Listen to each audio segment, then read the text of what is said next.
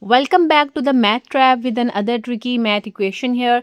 So let's solve this equation. Let's see what's the trap is hidden in this equation here. So 12 divided by 6 bracket of 1 plus 7. Let's solve the parentheses first, which is 1 plus 7, which comes to 8.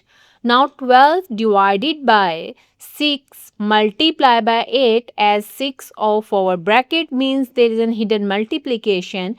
So now 12 divided by 6 multiplied by 8, which comes to 48. Now 12 divided by 48, we can write it as 12 over 48.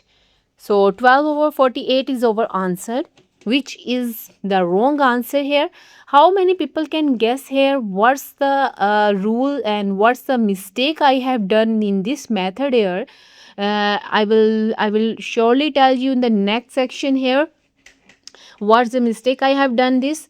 So for you can see here there is a parenthesis in our equation, so you have to solve the parenthesis first.